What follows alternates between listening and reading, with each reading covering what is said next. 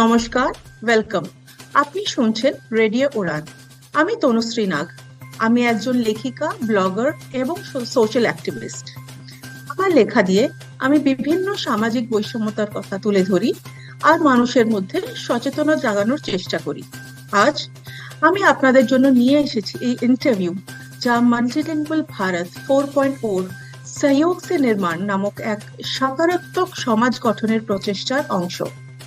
এই উদ্যোগটি spectrum the awareness প্রজেক্টের দ্বারা পরিচালিত, যা অটিজম স্পেকট্রাম ডিসঅর্ডার, অন্যান্য নিউরোডাইভার্জেন্ট অবস্থার সঙ্গে বসবাসকারী শিশু, তরুণ, প্রাপ্তবয়স্ক ও পরিবারবর্গ এবং প্রতিবন্ধী ব্যক্তিদের সহযোগিতাতে কমিউনিটির গুরুত্বপূর্ণ ভূমিকার সম্পর্কে সচেতনতা তৈরি করতে প্রতিশ্রুতিবদ্ধ। এবছর আমাদের থিম হলো সবার জন্য নিরাপদ সামাজিক পরিসর তৈরি, creating a safe space for everyone.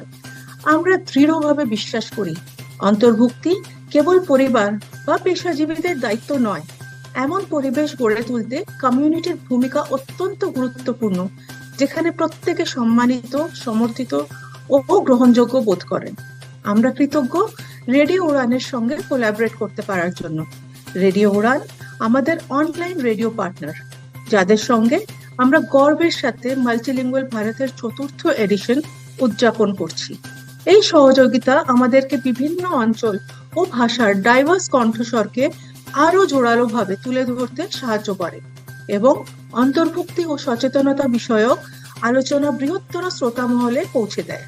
14ই ফেব্রুয়ারি থেকে 21শে ফেব্রুয়ারি 2026 আন্তর্জাতিক মাতৃভাষা সপ্তাহ উদযাপন করতে এবং DEIB ডাইভার্সিটি, ইকুইটি, ইনক্লুশন এবং বিলঙ্গিং কে বিভিন্ন ভাষায় একাধিক ইন্টারভিউয়ের এই সিরিজের মাধ্যমে আমরা বুঝতে চাই দৈনন্দিন মনোভাব, আচরণ ও সামাজিক ব্যবস্থা কিভাবে আরো অন্তর্ভুক্তমূলক ও সহায়ক হয়ে উঠতে পারে। আজ আমাদের সঙ্গে রয়েছেন ডক্টর অনিতা দাস, যিনি আজকের থিম সম্পর্কিত নিজের দৃষ্টিভঙ্গি ও অভিজ্ঞতা আমাদের সাথে ভাগ করে নেবেন। অনিতা দি, ওভার টু ইউ। নমস্কার। নমস্কার তনুশ্রী। নমস্কার অনিতা দি, কেমন আছেন? ভালো আছি। শারীরিকভাবে, মানসিকভাবে সুস্থ। আচ্ছা, তো আমরা আপনার কাছে জানতে চাইবো যে আপনার কাছে একটা সুরক্ষিত পরিবেশের পরিভাষা কি? দেখুন, আমরা যদি ডিকশনারি মিনিং চাই তাহলে তো সুরক্ষিত, আমরা যদি ডিকশনারিতে মিনিং খুঁজি তাহলে নিরাপদ স্থান হচ্ছে এমন একটি স্থান যেখানে শারীরিক ও মানসিক নিরাপত্তা দুই থাকে, কিন্তু বাস্তব চিত্রটা একটু আলাদা। কারো কারো চোখে নিরাপত্তা সেই জায়গায় আছে যেখানে কোটি কোটি টাকা আছে, অর্থাৎ টাকাই নিরাপত্তার যেন মাপকাঠি। আবার অনেকের কাছে নিরাপত্তা এমন স্থানে নিহিত যেখানে জনপ্রতিনিধিরা খুব কাছাকাছি রয়েছে, ওদের মতে তাই জনপ্রতিনিধিদের কাছাকাছি থাকলে যেন মানুষ খুব নিরাপদ। আবার অনেকের কাছে বিলাসবহুল বহুতল ভবনে বাস করাই হচ্ছে নিরাপত্তার প্রতীক। আমার কাছে আপনি জানেন আমি একজন 23 বছর নিউরোডাইভার্জেন্ট ছেলের মা, তাই আমার কাছে নিরাপত্তা স্থানের মানেটা একটু আলাদা। নিরাপত্তা স্থান হলো এমন একটি স্থান যেখানে মানুষ মনুষ্যত্ব নিয়ে বাস করে, কারণ যেখানে প্রকৃত মনুষ্যত্ব থাকবে সেখানেই থাকবে ভালোবাসা, স্নেহ, শান্তি, সহমর্মিতা, যৌক্তিকতা এবং রক্ত ঘাম ঝরিয়ে উপার্জিত অর্থ। আর সেটাই হবে আমার ছেলের মতো অন্যান্য ছেলে ও মেয়েরা যারা কিনা নিউরোডাইভার্জেন্ট কিন্তু ফুলের মতো পবিত্র ও নিষ্পাপ, তাদের ভালোভাবে বাঁচার জন্য নিরাপদ স্থান। এরকম স্থানেই ওরা নিরাপদ স্থানে থাকতে পারবে। তাই নিরাপদ স্থান বা সেফ স্পেস এর যে মূল মানে আমরা যদি তার ভিতরের মানেটা খুঁজি তাহলে আমার কাছে অন্তত সেটাই নিরাপদ স্থানের মানে। অসাধারণ, খুব সুন্দর কথা বলেছেন আপনি। অনিতা দি, আমরা জানি যে আপনি দুই যমজ সন্তানের মা, তার মধ্যে একজন নিউরোডাইভার্জেন্ট আর একজন নিউরোটিপিক্যাল। সেই ক্ষেত্রে আপনি কিভাবে এনশিওর করেছেন যখন ওরা ছোট ছিল যে দুজনের জন্য ইকুয়ালি একটা সেফ স্পেস এনশিওর করা? কারণ আপনার জন্য তো জার্নিটা অনেক বেশি কঠিন অন্যদের তুলনায়, কারণ আপনাকে দুজনকে দুভাবে কেটার করতে হয়েছে। তো আপনি কিভাবে সেটা এনশিওর করেছেন? ভালো লাগলো আপনি অন্তত এটুকু বুঝেছেন যে আমার জন্য জার্নিটা খুবই কঠিন। অনেকে এটা বুঝতেও চায় না, যেটা খুব রূঢ় সত্য। যাই হোক, আপনি যখন এটা জানতে চেয়েছেন, খুব কঠিন প্রশ্ন। ভগবানের আশীর্বাদে আমি নিউরোটিপিক্যাল এবং নিউরোডাইভার্জেন্ট দুই সন্তানেরই মা। আর সবচাইতে বড় হচ্ছে ওরা আবার যমজ। দুজন যখন খুবই ছোট, দুজনকেই সমান নিরাপত্তা দেওয়ার চেষ্টা করেছি। তার উপর আবার আমি একজন চিকিৎসক, তাই সমাজের প্রতি আমার কিছু দায়বদ্ধতা রয়েছে। কিছু না, বেশ খানিকটা দায়বদ্ধতা কিন্তু আমার আছে সমাজের প্রতি, যেহেতু আমি চিকিৎসক। হ্যাঁ, এই ব্যাপারে আমার হাজবেন্ড আমাকে কিন্তু অনেকটাই সাহায্য করেছে। আমি ওর প্রতি অনেকটাই কৃতজ্ঞ।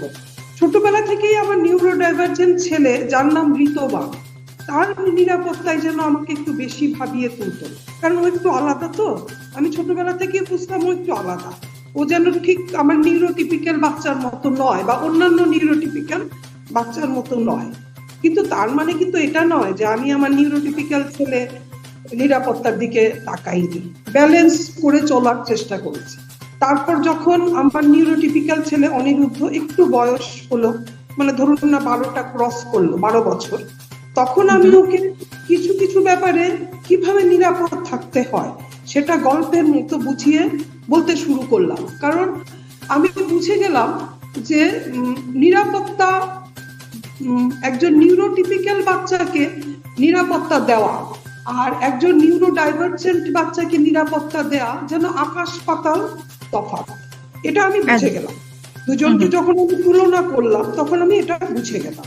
কারণ নিউরোটিপিক্যাল বাচ্চাদের না নিরাপত্তা ব্যাপারটা খুব বেশি শেখাতে হয় না, কারণ ওরা মৌলিক নিরাপত্তার সহজাত প্রবৃত্তি নিয়েই জন্মায়। এটা আমরা কিন্তু সবাই যারা আমরা নিউরোটিপিক্যাল, আমাদের মধ্যে কিন্তু এই সহজাত প্রবৃত্তিটা আমরা নিয়ে ভগবান আমাদের জন্য জন্মের সময় ঠিক দিয়ে দেয়। কিন্তু মানে সার্ভাইভাল ইনস্টিংক্টের কথা বলছেন আপনি? হ্যাঁ, বলুন, কি বলছেন? আপনি সার্ভাইভাল ইনস্টিংক্টের কথা বলছেন?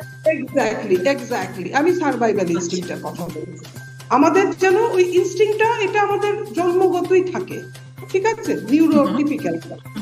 কিন্তু নিউরোডাইভার্জেন্ট কিন্তু এমনটা নয়, এবং সেই জন্যই আমার মনে হয় ওদের স্পেশাল চাইল্ড বলা। কারণ ওদের একটু স্পেশাল কেয়ার দিতে হয়, নিরাপদ ভাবে ওদের বাঁচতে সাহায্য করতে হয়, সেই জন্যই ওরা স্পেশাল।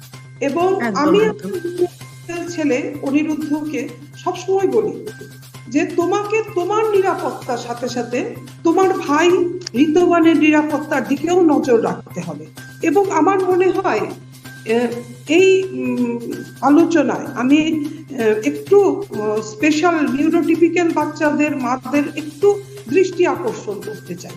ওরাও যেন প্রত্যেকটা নিউরোটিপিক্যাল বাচ্চার মধ্যে এই মোরাল টিচিং টুকু দেয় যে তোমাদের তো ভগবান দিয়েছেন সার্ভাইভাল ইনস্টিংক্ট, তোমরা জানো নিরাপত্তা কি, তাই তোমরা একটু সাহায্য করো যারা নিউরোডাইভার্জেন্ট, ওদেরকে একটু নিরাপদ ভাবে ভালোভাবে বাঁচতে একটু তোমরা সাহায্য করো। এটাই আমার ওদের মাদের কাছে বিশেষ অনুরোধ। একদমই তাই, খুব ভালো কথা বলেছেন। এটা একটা আর কিছু যোগ করতে? আর কি যোগ করব? নিউরোডাইভার্জেন্ট বাচ্চাদের একটু স্পেশাল কেয়ার, ওদেরকে কিন্তু আমরা সবসময় বলি দে আর স্পেশাল চাইল্ড, ওরা স্পেশাল চাইল্ড, কিন্তু কেন স্পেশাল চাইল্ড সেটা মানেটা কিন্তু আমাদের একটু বুঝতে হবে যে ওরা কেন স্পেশাল। স্পেশাল ওরা এই কারণে, কারণ ওদের বাঁচার জন্য, ওদের ট্রেনিং এর জন্য, ওদের শিক্ষাগতভাবে কিছুটা এগিয়ে যাওয়ার জন্য, বা ওরা এই সমস্ত বাচ্চাদের আবার কিন্তু একটা স্পেশাল কোয়ালিটি যেন ভগবান দিয়ে দেয়, ওরা যেন কিছুতে একটা বিশেষভাবে সক্ষম হয়ে যায়, ঠিক আছে। কিন্তু ওটা এগিয়ে নিয়ে যাওয়ার জন্যই ওদেরকে আমাদেরকে একটু কেয়ার দিতে হয়, স্পেশাল কেয়ার, সেই জন্যই স্পেশাল চাইল্ড। এর মানেটা কিন্তু সমাজকে বুঝতে হবে যে কেন স্পেশাল চাইল্ড, শুধু বললেই হবে একদম। না ওরা কেন স্পেশাল। ওদের নিরাপত্তা দেওয়াটাও কিন্তু, নিরাপত্তাটাও ওদের একটু স্পেশাল, কারণ ওরা তো বুঝেই না নিরাপত্তা শব্দটার অর্থ। এই অর্থটাই ওদের কাছে ওরা তো জানা নেই, সেই জন্যই ওরা স্পেশাল। তো আপনার কি মনে হয় অনিতাদি, আমাদের কিভাবে এই সেফ পরিবেশটা বানানোর জন্য সমাজে কি ধরনের পরিবর্তন আনা দরকার, বা কি ধরনের একটা মানসিকতা লোকের মধ্যে ডেভেলপ করা প্রয়োজন, যাতে কি আমরা এদের সবাইকে একটা সেফ পরিবেশ প্রোভাইড করতে পারি? খুব কঠিন প্রশ্ন, উত্তর খুব কঠিন। আমরা যারা দেখুন, আমরা যারা নিউরো ডাইভার্জেন্ট, মা বাবা আমাদের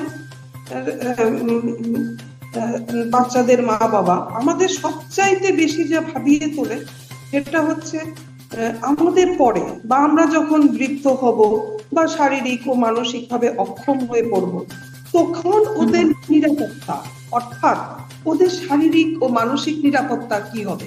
আজকে কিন্তু এটা একটা বিরাট প্রশ্ন আমাদের মা বাবাদের কাছে। মানে যাদের সন্তানরা ধরুন একটু বড় হয়ে গেছে, 18 বছর পেরিয়ে গেছে, ওরা ধরুন না, আমরা বুঝে গেছি যে ওদের কোথায় ঠিক ওদের বৈষম্যটা, ওরা ঠিক অন্যান্য বাচ্চা থেকে কোথায় আলাদা, এটা কিন্তু আমাদের কাছে এখন ক্লিয়ার। এবং এটাই আমাদের কাছে এখন বড় প্রশ্ন যে আমাদের পরে কি, হোয়াট আফটার আস। আমাদের মধ্যে অর্থাৎ নিউরো ডাইভার্জেন্ট বাচ্চাদের মাদের মধ্যে যারা চাকরিজীবী, ওদের কাছে কিন্তু সামাজিক বাস্তব চিত্রটা একটু বেশি পরিষ্কার। আপনাকে আমি বলছি, কারণ প্রতি মুহূর্তে আমাদের চাকুরি স্থলে রীতিমতো সংগ্রাম করতে হয়।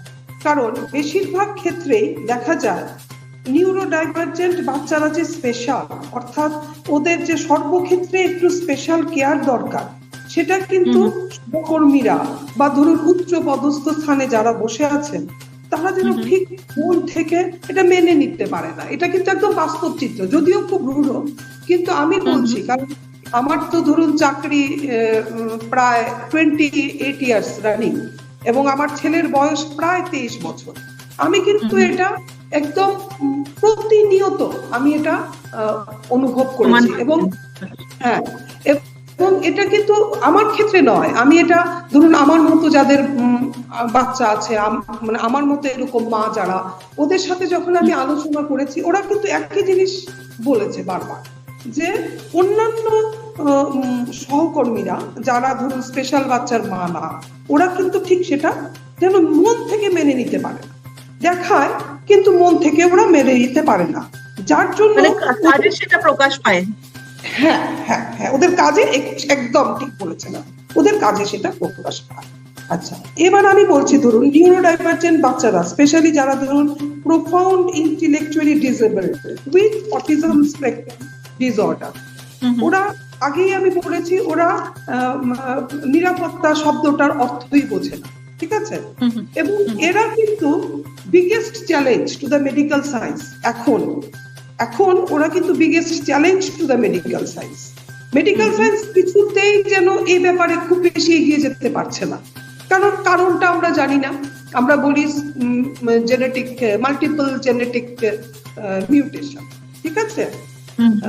তো ন্যাচারালি এবার যেটা হচ্ছে, ডাক্তাররা যেটার উপর বেশি এমফাসিস করছে, গুরুত্ব দিচ্ছে, সেটা হচ্ছে স্ট্রাকচারড ট্রেনিং।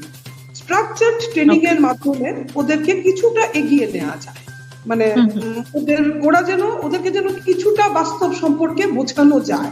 দেখুন, আবার এই স্ট্রাকচারড ট্রেনিং ও কিন্তু খুব সাধারণ ব্যাপার নয়, স্পেশালি যে মারা চাকুরিরত নয় তাদের ক্ষেত্রে হয়তো ওরা বাড়িতে নিজেরা কিছুটা শিখে নেয়, স্ট্রাকচার ট্রেনিং নিয়ে ওরা কিছুটা ট্রেনিং দেয়। কিন্তু আমাদের কথা চিন্তা করুন, আমরা মায়েরা যারা ধরুন আমরা চাকুরি করি, তাদের পক্ষে এই ট্রেনিং দেওয়া কিন্তু খুব সহজ ব্যাপার নয়, কারণ it is a continuous process. আপনাকে প্রতিদিন এই ট্রেনিং চালিয়ে যেতে হবে। আপনি বন্ধ করবেন, ওরা ভুলে যাবে। এটা কিন্তু খুব কঠিন ব্যাপার।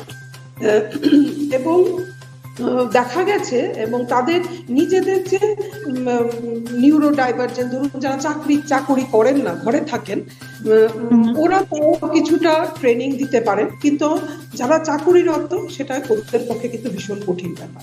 আর তাছাড়া কোনো গভর্নমেন্ট স্কুল যেখানে ওদের নিরাপত্তা সহকারে ওদের এই স্ট্রাকচার্ড ট্রেনিং দেওয়া হবে,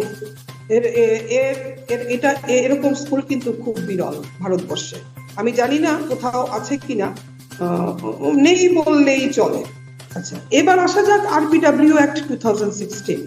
আরপিডব্লিউ অ্যাক্ট 2016 কিন্তু ওদের নিরাপত্তা সম্পর্কে অনেক কিছু লেখা আছে, যেমন right two favourable accommodation, right two dignified living ইত্যাদি ইত্যাদি।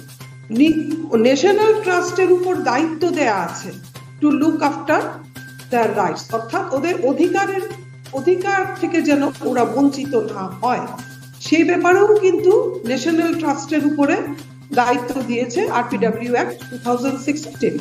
কিন্তু সেই অ্যাক্ট প্র্যাকটিক্যালি কতটা ইমপ্লিমেন্টেড, কতটা এটা বাস্তবে কতটা ইমপ্লিমেন্টেড, বাস্তবায়িত কতটা হয়েছে, হ্যাঁ বাস্তবায়িত কতটুকু হয়েছে নেই বললেই চলে। কিন্তু এটার বাস্তবায়িত যদি হতো তাহলে হয়তো আমাদের আজকে যে আমরা যে কঠিন প্রশ্নের সম্মুখীন, বা আপনিও যেটা বলছেন যে কি করে ওদেরকে আমরা নিরাপত্তা দেব, স্পেশালি যখন আমরা থাকবো না, হোয়াট আফটার আস, এটা আজকে এত বড় প্রশ্ন কিন্তু হতো না যদি ন্যাশনাল ট্রাস্ট এবং 2016 আরপিডব্লিউ অ্যাক্টটা যদি প্র্যাকটিক্যাল ইমপ্লিমেন্টেশন যদি এটা করা যায়। তার মানে বিভিন্ন সরকারের তরফ থেকে অনেকটা উদাসীনতা রয়েছে। একদম একদম একদম উদাসীনতা রয়েছে। উচ্চ পদস্থ যারা রয়েছেন, যারা মেইনলি এটাকে ইমপ্লিমেন্ট করার দায়িত্ব যাদের উপরে, ওদেরও কিন্তু ওদের থেকে একটা মানে ইগনোরেন্স আমি বলতে চাই, হ্যাঁ একটু রয়েছে। দেখুন, মা বাবারা কোনোদিনই একা ওদের জন্য নিরাপদ স্থান কিন্তু আমরা তৈরি করতে পারবো, আমরা একা কিন্তু পারবো না। সমাজ, সরকার, জনসাধারণের প্রতিনিধি সবাইকে এগিয়ে আসতে হবে। অন্তত আমাদের আজকের আলোচনাটা হ্যাঁ বলুন। হ্যাঁ, সবাই এগিয়ে আসবে। আবার এটাও ঠিক, আপনাকে আমি বলছি পুরো সত্য যেটা, সবাই যে এগিয়ে আসবে এমনও কিন্তু নয়, সবাই এগিয়ে আসবেও না। একমাত্র যাদের মধ্যে সত্যিকারের মনুষ্যত্ব বোধ আছে, তারা আমাদের সাথে হাতে হাত যদি মেলায়, তাহলে কিন্তু নিরাপদ স্থান আমরা ওদের জন্য, আমার মনে হয় আমরা একটা নিরাপদ স্থান ও ওদেরকে সুস্থভাবে বেঁচে থাকার অধিকারটা আমরা হয়তো দিতে পারবো। কিন্তু যারা এগিয়ে আসবেন তাদের কিন্তু এটা মনে প্রাণে মেনে নিতে হবে যে সবকিছুই সম্ভব, আমরা পারবো, এটা ভেবে ওদেরকে এগিয়ে আসতে হবে। এছাড়া কিন্তু আমাদের মা বাবাদের পক্ষে কিন্তু একা এটা সম্ভব না। ওদের নিরাপত্তা, হ্যাঁ আমরা একা পারবো না। আর আরেকটা কি কঠিন, আরেকটা ব্যাপার কি জানেন তো, ওদের নিরাপদ স্থান দেওয়ার জন্য যে বিশাল অঙ্কের টাকার প্রয়োজন, সেটা কিন্তু আমি বিশ্বাস করি না। শুধু প্রয়োজন ভালোবাসা ও মানবতা বোধের, এই দুটো। কারণ ওদের তো চাহিদাই খুব কম। আমি আমার ছেলে এবং আমার মতো ধরুন অনেক ছেলে দেখেছি, কারণ আমি তো এই মেডিকেল সায়েন্সেই আছি, চিকিৎসক। ওদের কিন্তু কোনো চাহিদা নেই, ওরা কিন্তু একদম কি বলবো আমি ওরা একদম, আমার ছেলে বলে বলছি না, ওরা কিন্তু ফুলের মতো নিষ্পাপ। ওদেরকে যে আপনি খুব কিছু দরকার, ওদের এসি দরকার, ওদের গাড়ি দরকার, বিশাল বাড়ি দরকার, ওদের কিছু চাই, ওদের চাই শুধু একটু ভালোবাসা আর মানবতা বোধ। এই দুইটা যদি নিয়ে আমরা এগিয়ে আসতে পারি, সমাজ যদি এগিয়ে আসতে পারে, তাহলে কিন্তু ওদের নিরাপত্তা দেওয়াটা যে খুব কঠিন ব্যাপার সেটা কিন্তু নয়। হ্যাঁ, তবে আমরা যদি মনে করি আমরা ওদেরকে নিয়ে ব্যবসা করব, তাহলে কিন্তু নিরাপত্তা ওদের আমরা দিতে পারবো। তাই মানবতা বোধ, একটু ভালোবাসা, একটু স্নেহ, একটু সহমর্মিতা নিয়ে আমাদের এগিয়ে আসতে হবে। সমাজ একটু সচেতনতার সাথে, সচেতনতা উইথ রেসপন্সিবিলিটি। শুধু সচেতন হলে চলবে না, আমাদের একটু দায়িত্ব বোধ নিতে হবে। হ্যাঁ, অ্যাওয়ারনেস উইথ রেসপন্সিবিলিটি কিন্তু এখানে দরকার, ওদের যদি আমরা সঠিক নিরাপত্তা দিতে চাই। বাস এইটুকুই আমি বলবো। এবং আমি সমাজের কাছে এবং জনসাধারণের প্রতিনিধি যারা রয়েছেন ওদের কাছে এবং সরকারের কাছে এটুকুই অনুরোধ করি যে ওদেরও কিন্তু বেঁচে থাকার অধিকার আছে। ওরাও একটা সুস্থ নিরাপদ জীবন যাপন করবে, এটা কিন্তু ওদের অধিকার। ওদের অধিকার থেকে আমরা কিন্তু ওদের বঞ্চিত করতে পারি না, আমার মনে হয়। বাহ, খুব ভালো কথা বলেছেন অনিতাদি। আপনাকে অনেক অনেক ধন্যবাদ আজ আমাদের সময় দেওয়ার জন্য, আর আপনার অভিজ্ঞতা, আপনাদের চিন্তাধারা সব আমার সাথে শেয়ার করে নেওয়ার জন্য। আমিও আপনাদের অনেক ধন্যবাদ জানাচ্ছি। আমি আমার মনের কথাটা আজকে বলতে পারলাম আপনাদের। আমার মনে এটা সব সময় নাড়াচাড়া করে এই কথাগুলো। আমার ছেলে তো অনেক বড় হয়ে গেছে, ওর নিরাপত্তা নিয়ে কিন্তু আমি প্রতি মুহূর্তে ভাবি। আমি না, আমার মতো যারা মারা আছেন, বিশেষ করে মারা, ভীষণ ভাবে ওদেরকে আজকে ভাবিয়ে তুলেছেন। তাই আপনাদেরও অনেক অনেক ধন্যবাদ। ধন্যবাদ, থ্যাংক ইউ। আপনারা শুনলেন অনিতাদির কথা। এই আলাপচারিতার শেষে আমরা শ্রোতাদের একটি যৌথ দায়িত্ব নিয়ে ভাবতে আমন্ত্রণ জানাই। প্রত্যেক ব্যক্তি যে ভিন্ন, এটি স্বীকার করা, এই ভিন্নতা সমাজের স্বাভাবিক অংশ, এটি বোঝা, আমাদের ভাষা, আচরণ ও কাজেও সম্মান ও অন্তর্ভুক্তিকে বেছে নেওয়া, অন্তর্ভুক্তিমূলক পরিবেশকে সমর্থন করা এবং এমন কমিউনিটিতে অবদান রাখা যা সবার জন্য নিরাপদ, সম্মানজনক ও স্বাগতপূর্ণ। আমরা আপনাদের কাছে একটি সহজ অঙ্গীকার গ্রহণ করতে আহ্বান জানাই। আমি প্রতিজ্ঞা করছি আমি ইনক্লুসিভ হব এবং ইউনিকনেসকে গ্রহণ করব। শোনার জন্য ধন্যবাদ। আরো অনুষ্ঠানের জন্য সঙ্গে থাকুন।